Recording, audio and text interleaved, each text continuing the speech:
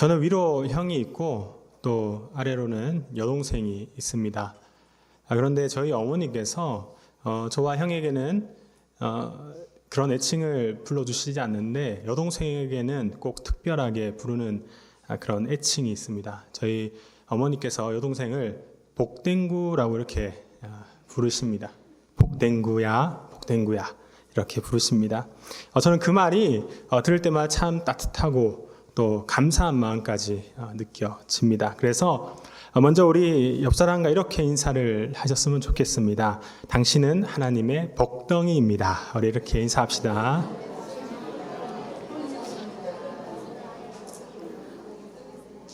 네, 감사합니다. 우리는 모두 하나님의 복덩이들입니다. 오늘은 복에 관한 하나님의 말씀을 함께 나누어 보려고 합니다. 한때 국민 버라이어티라고 불리는 이 1박 2일을 아마 잘 아실 것 같습니다. 이 1박 2일은 이제 한국의 숨겨진 명소를 찾아다니는 것이 기본 테마이지 않습니까? 거기다 각종 오락의 요소들을 첨가하면서 이 시청자들의 재미와 또 흥미를 더하게 되었지요. 그 중에 각 오락의 요소 중 가장 흥했던 것이 바로 복불복이라는 게임이었던 것 같습니다.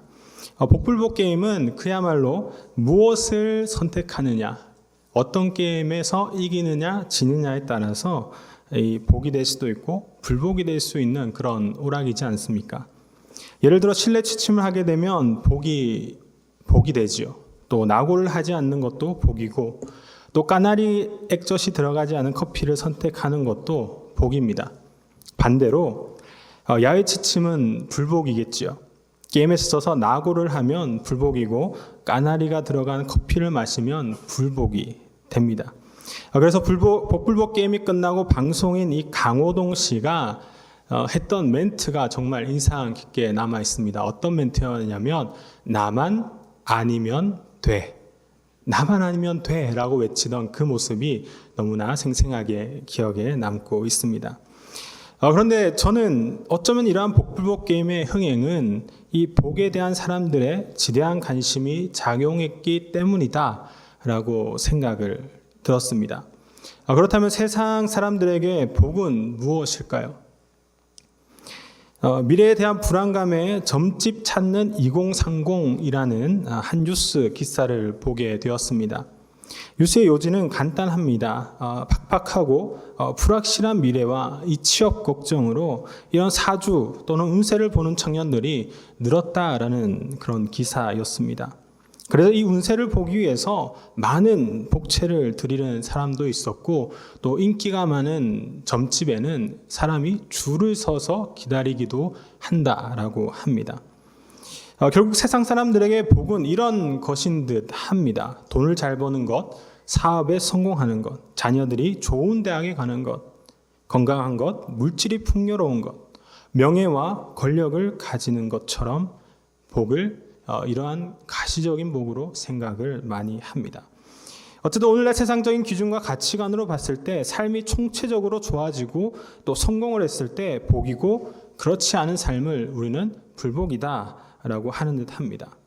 그런데 이러한 개념이 다음 세대에게도 그대로 적용되고 있는 것 같아 참 안타깝습니다.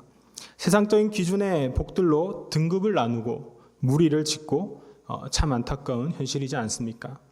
그렇다면 오늘 살아가는 성도의 삶과 교회에 있어 복이라는 것은 어떤 의미가 있는 것일까요? 사실 오늘날 그리스도인의 삶과 교회에는 이 세상의 가치관의 복에 관한 개념들이 너무나 깊숙이 침투해 들어와 있는 그런 안타까운 현실을 보게 됩니다. 한국의 많은 교회와 성도에게 기복신앙이라는 말이 생길 정도로 하나님께 복을 받은 삶은 참 중요한 문제이지 않습니까? 하지만 이 많은 성도가 가정과 교회들은 또 하나님께 복받은 삶을 잘못 이해하고 있다라는 사실입니다. 세상의 가치관과 똑같이 하나님을 믿음으로 말미암아 경제적으로 부유해 주는 것, 또 성공하는 것, 높은 명예와 지위를 얻는 것, 내 교회의 양적 성장만을 추구하는 것을 복이라고 생각을 합니다. 물론 하나님께서는 이러한 복들도 충분히 우리에게 주실 수 있는 그런 선하시고 또 인자하신 하나님입니다. 그러나 오늘날 많은 그리스도인이 이러한 가시적인 복에만 더욱 관심이 있다라는 사실이죠. 또한 마치 하나님께서 하나님에게 복채를 내듯 이 헌금을 드리면 이러한 복을 무조건 주시는 분으로 오해하기도 하고, 또 마치 점집에 점을 보듯 하나님을 대하기도 합니다. 그렇다면 그리스도의 삶에 있어 복이라는 것은 중요하지 않은 문제일까요? 오히려 복은 세상의 것이라 여기고 멀리하고 경계해야 할 대상일까요? 구약과 신약의 말씀을 읽어보도록 하겠습니다. 제가 먼저 구약 신약 신명기 28장 6절 말씀을 읽어드리겠습니다. 네가 들어와도 복을 받고 나가도 복을 받을 것이니라. 아멘. 그리고 신약의 말씀입니다. 마태복음 5장 3절의 말씀입니다. 심령이 가난한 자는 복이 있나니 천국이 그들의 것이미요. 아멘. 사실 성경은 이 복에 관해서 매우 중요하게 가르치고 있습니다. 구약은 레위기, 신명기, 시편의 말씀을 비롯해 곳곳에 성도가 받아야 될 그 복에 대해서 가르치고 있지 않습니까? 특히 신명기 이 28장에는 그리스도인의 삶에서 복이 무엇인지 또는 불복은 어떤 삶인지 집중적으로 이스라엘 백성들에게 모세를 통해 전하고 있습니다. 이뿐만이 아닙니다. 신약으로 넘어와서 마태복음에 예수 그리스도께서 이 산상수훈의 가장 첫 번째 가르침으로 이 복에 관해서 전하시지 않으셨습니까? 이것을 누가복음 6장에는 4가지 복과 4가지 화에 관한 것으로 더욱더 자세하게 기록되고 있음을 우리는 보게 됩니다. 이처럼 그리스도인으로 살아가는 삶에 있어 복의 문제는 매우 중요합니다. 다시 말해서 복은 세상 사람들만 누려야 할 것이 아니라 믿는 성도인 우리가, 저와 여러분들이 더욱 찾고 바라고 누려야 하는 것이다 라는 사실입니다. 그러나 오늘날 복이라는 단어를 생각했을 때 오히려 세상적인 복이 먼저 생각나는 것은, 그리고 세상적인 가치관의 복이 교회 안으로 깊숙하게 들어온 것은, 그래서 복이라는 이야기를 들었을 때 마음이 불편하고 조금이라도 꺼려지는 이유는 전적으로 그리스도인이 하나님께 받을 복에 관해서 오해하고 잘못 이해하고 있기 때문일 것입니다.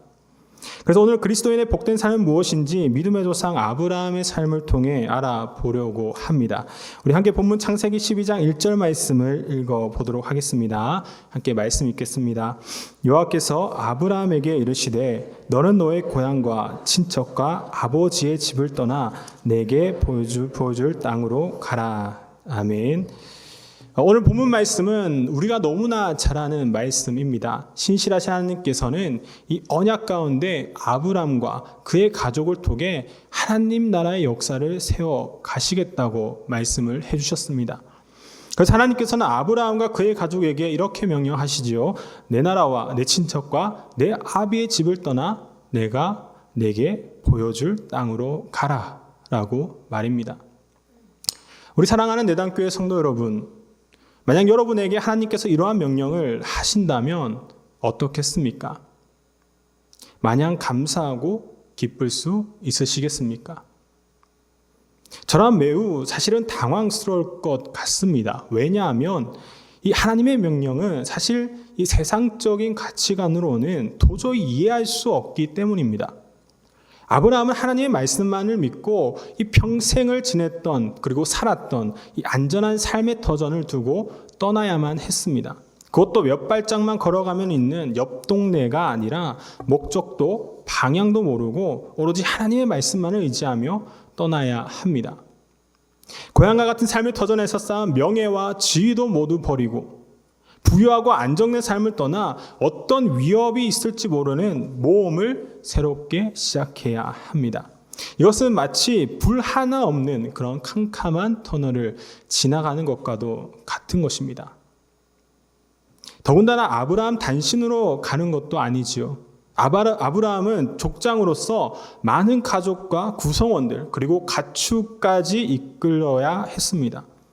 그런데 이때 아브라함의 나이가 좋기 75세로 적지 않은 나이지 않았습니까? 이처럼 모든 것이 손해봐야 함이 분명하고 위험을 감수해야만 하는 일인데 하나님의 명령이 마냥 기쁠 수 있겠습니까? 감사할 수 있겠냐라는 것입니다. 그런데 하나님의 다음 말씀이 조금 더 저는 황당하게 들렸습니다.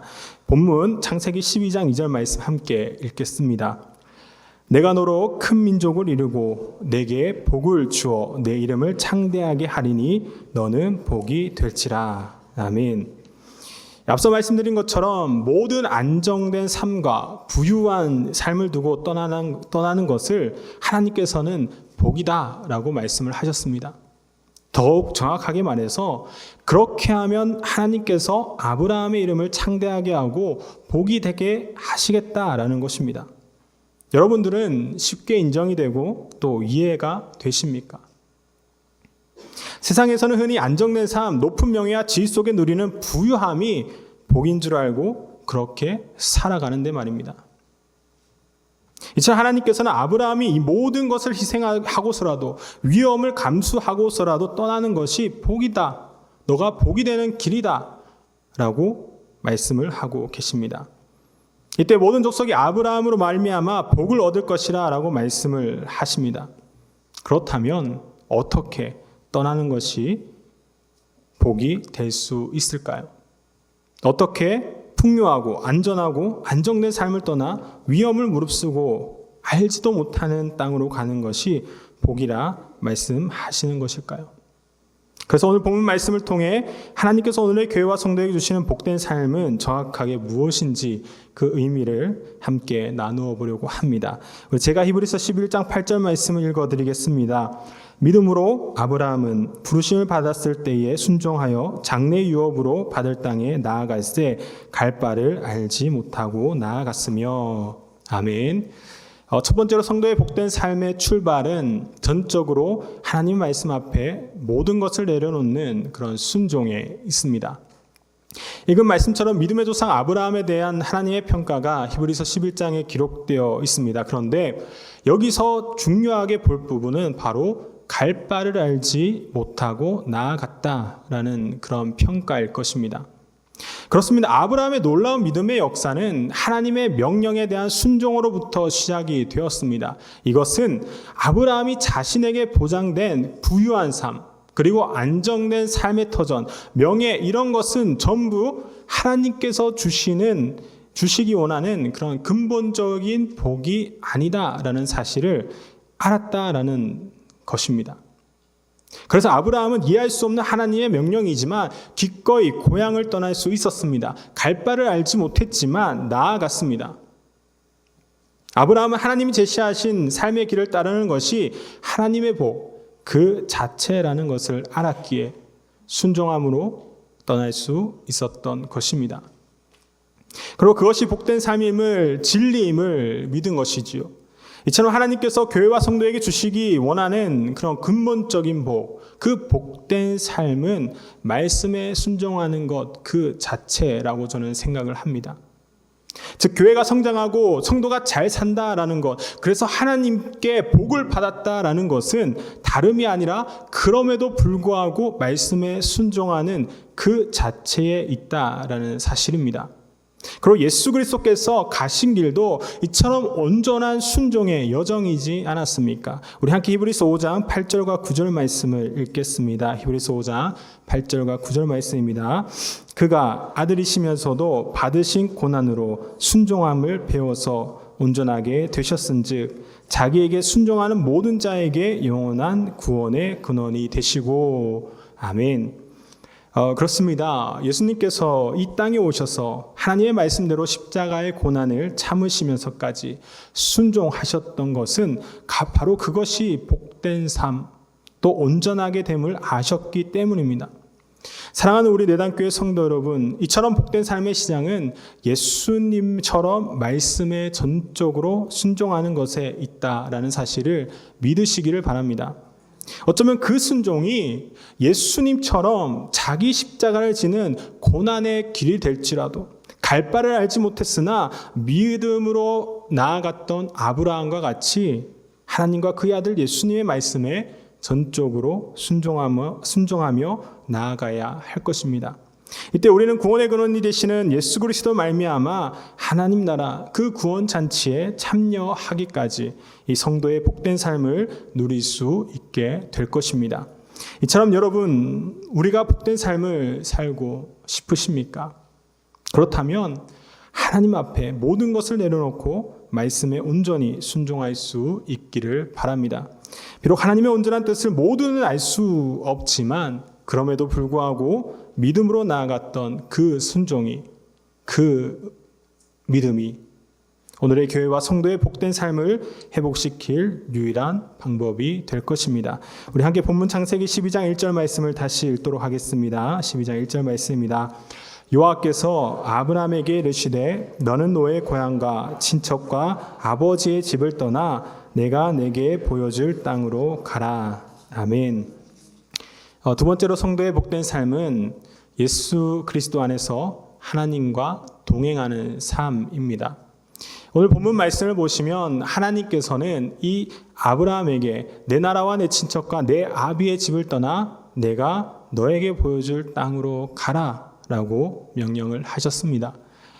여러분, 여기서 가라라는 하나님의 명령은 그저 이 아브라함을 아무 계획도 없이 절벽으로 등 떠미는 행위가 아닙니다. 가라라고 번역된 히브리어 레크는 이 영어 성경에서는 고라고 번역되고 있지만 사실 이 레크라는 히브리어는 조금 더 정확하게 말하자면 가다라기보다는 걸어가다 혹은 걷다라는 의미가 있습니다. 그리고 이 걸어가다라는 히브리어 레크의 의미는 무엇보다 하나님과의 동행을 강조하는 그런 단어입니다. 그렇게 하나님께서 아브라함을 향해 하신 이 가라라는 명령은 단순히 아브라함을 골탕 먹이기 위해 억지로 등 떠미는 것이 아니라 앞서 걸어가시면서 그 길을 인도하시고 책임지시기까지 동행하시겠다라는 말씀입니다. 즉 이제 아브라함을 향한 하나님의 약속이 이루어지도록 하나님께서 아브라함과 함께 친히 걷겠다라는 약속입니다. 따라서 하나님과 동행하는 복된 삶은 우리의 인생에 친히 찾아오신 예수 그리스도의 그 걸음에 우리의 발걸음을 동참하는 것이어야 할 것입니다. 제가 창세기 11장 31절 말씀을 읽어드리겠습니다. 데라가 그 아들 아브라함과 하란의 아들인 그의 손자 롯과 그의 며느리 아브라함의 아내 사레를 데리고 갈대아인의 우르를 떠나 가나안 땅으로 가고자 하더니 하란에 이르러 거기 거류하였으며. 아멘. 여러분, 그리스도 예수 안에서 하나님께서 함께 걸어가시는 그 동행의 삶은 옛삶을 청산하는 것에서 시작이 됩니다. 그래서 하나님께서 아브라함에 떠나라고 하신 이 갈대아인의 우르 지역에 대해서 잠깐 말씀을 드리려고 합니다. 아브라함이 살았던 갈대아인의 우르 이 지역은 이 수메르 문화의 중심지였다고 합니다. 그래서 그 시대 우르 지역은 다른 곳보다 문화적으로 이 발달된 도시였고 또 정치적으로나 종교적으로나 중심지였다라고 합니다. 그래서 달의 신 난나를 섬기는 많은 신전이 있었습니다. 이처럼 이 우르 지역은 문화적으로는 발달되었고 다양한 우상들을 섬기는 지역이었습니다. 그곳에 살던 아브라함과 그의 가족들도 그러한 문화와 우상에서 자유롭지 못했다라는 것입니다. 읽진 않았지만 여호수아서 24장 2절의 말씀을 보면 옛적에 너희의 조상들 곧 아브라함의 아버지 나홀의 아버지 데라가 강 저쪽에 거주하여 다른 신들을 섬겼으나 라고 증언하고 있는 것 같이 이 아브라함과 그의 가족도 우르 지역에서 우상을 섬기며 살던 사람이었다라는 사실입니다. 따라서 하나님과 동행하기 위해서는 그 구원의 은혜 아래 옛 삶을 청산하고 이 하나님을 향한 온전한 믿음의 삶을 살아내야만 하는 것입니다. 그렇습니다, 여러분. 성도의 복된 삶은 예수 그리스도를 믿는 믿음 안에서 하나님과 동행하는 삶입니다. 이 동행의 삶에는 우리가 섬겨왔던 많은 세상의 우상들, 그 가치관에서 발길을 돌려 이제는 하나님께서 가라고 인도하는 명령에 동참하는 것입니다. 아브라함이 믿음으로 하나님께서 함께 걸어가자고 손을 내미실 때 과감하게 옛산을 청산하고 나아갔듯이 우리가 여전히 내려놓지 못하는 모든 삶의 우상들에서 방향을 돌려 하나님께로 돌아가야만 한다라는 사실입니다. 그리고 이러한 순종과 믿음의 동행이 바로 성도의 복된 삶이 되는 것입니다. 그리고 이때 전적으로 하나님께서 우리의 삶을 책임져 주신다라고 말씀하시지 않으셨습니까? 우리 본문 창세기 12장 3절 말씀 함께 읽겠습니다. 함께 말씀 읽겠습니다. 너는 축복하는 자에게는 내가 복을 내리고 너를 저주하는 자에게는 내가 저주하리니 땅의 모든 족속이 너로 말미암아 복을 얻을 것이라 하신지라. 아멘. 그런데 사실 여러분, 하나님과 동행하는 성도의 복된 삶이란 사실은 참 쉽지 않습니다. 우리가 내려놓아야 할 우상들이 너무나 많기도 하고 또 삶의 문제와 다양한 신앙적 위기들로 고민하기도 합니다. 또한 세상 사람들은 이러한 우리의 모습이 어리석다며 손가락질하고 비웃기도 하지요. 그러나 여러분, 우리 예수 그리스도 안에서 하나님과 동행할 때 이 세상의 가치관으로는 우리가 실패한 것 같고 또 손해보는 삶을 살아가는 것 같지만 오늘 본문 말씀에 하나님께서는 하나님과 동행하기로 한 이 아브라함을 전적으로 책임져 주시겠다라고 말씀하시는 사실을 우리는 볼 수 있습니다. 즉 너를 축복하는 자에게는 내가 복을 내리고 너를 저주하는 자에게는 내가 저주하리니 라는 이 말씀은 하나님께서 친히 아브라함의 편에서 적극적으로 그의 삶에 개입하기까지 함께 하실 것을 드러내는 언약의 말씀이 된다라는 것입니다. 이처럼 성도의 복된 삶, 복받는 교회의 모습은 예수님 안에서 하나님과 동행하며 함께 걸어가는 그런 훈련의 연속이 되어야 할 것입니다. 그 믿음의 훈련, 순종의 훈련 가운데 하나님께서 친히 우리의 삶을 인도하시며 주관하시는데 어찌 예수님과 동행하며 살아가는 삶이 손해보는 인생이라고 할 수 있겠습니까?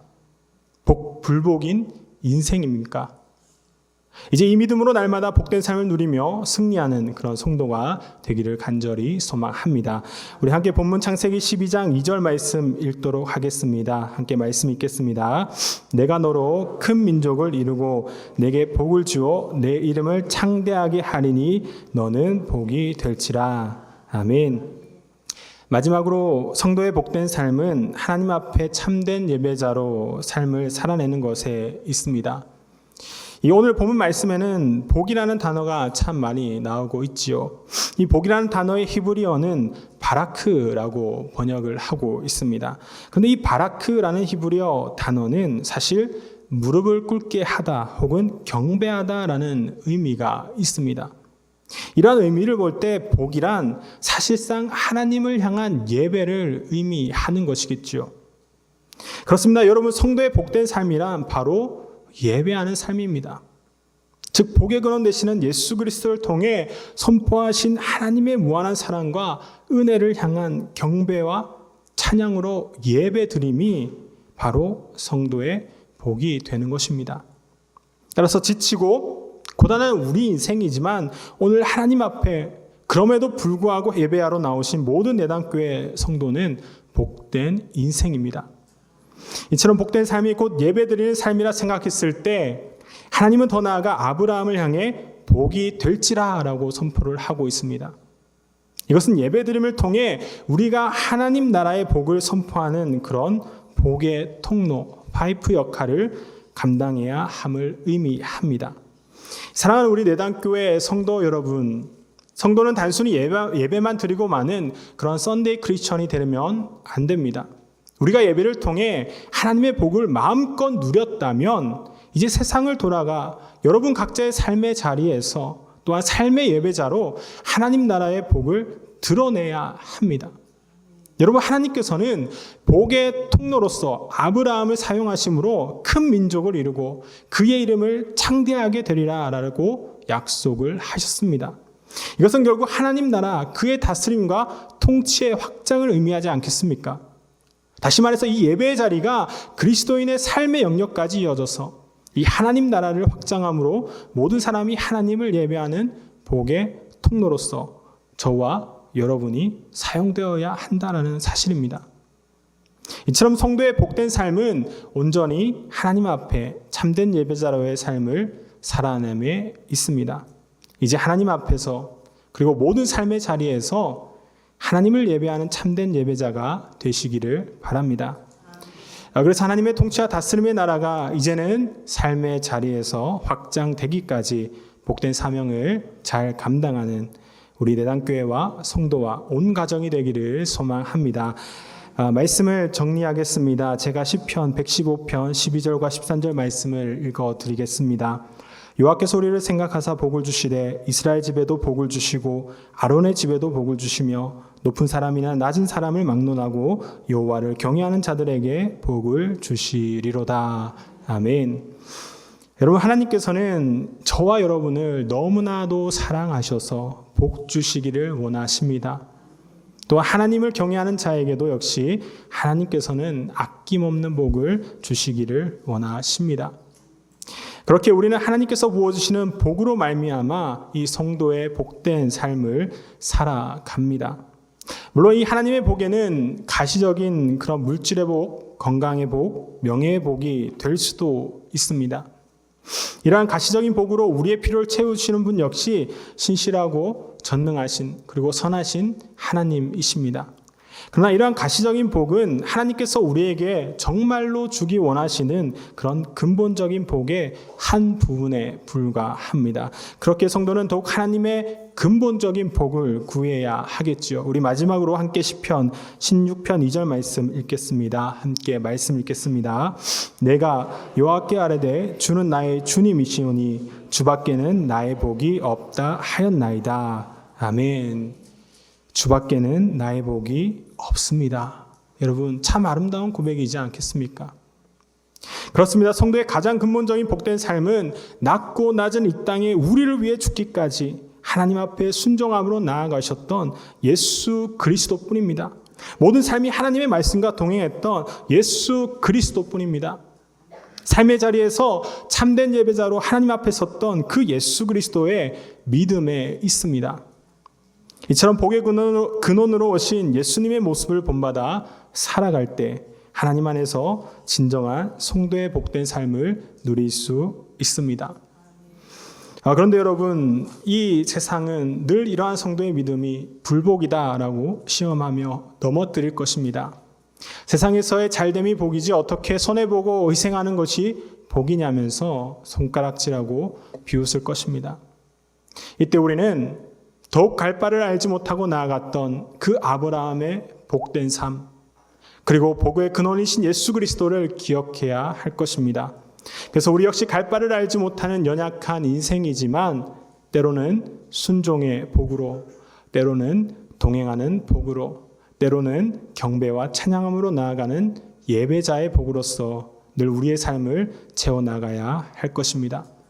그래서 갈 바를 알지 못하고 나아가지만 그 길 끝에서 끝내 우리를 반겨주실 부활의 주님을 바라보며 늘 믿음으로 승리하는 내단교회 성도와 온 가정이 되기를 간절히 축원합니다. 기도하겠습니다. 사랑이 많으신 하나님 아버지, 고단한 우리 인생이지만 하나님 앞에 나와 예배드리게 하심을 너무나 감사드립니다. 사랑의 주님, 하나님 나라의 복된 삶을 날마다 누리기를 원합니다. 그러나 삶의 문제 속에 세상의 복만을 바라고 추구했던 연약함을 이 시간 회개하오니 그럼에도 불구하고 믿음으로 순종하지 못했던 우리의 모든 죄를 용서하여 주시옵소서. 이제 갈 바를 알지 못하는 우리 인생이지만 하나님과 동행하기까지 순종하는 참된 예배자가 되기를 원합니다. 그래서 날마다 부활의 소망 가운데 너는 복이 될지라 라는 말씀을 붙잡고 복된 사명을 잘 감당하는 모든 매단교회 성도와 온 가정이 되게 하여 주시옵소서. 사랑이 많으신 예수 그리스도 이름으로 기도드립니다. 아멘.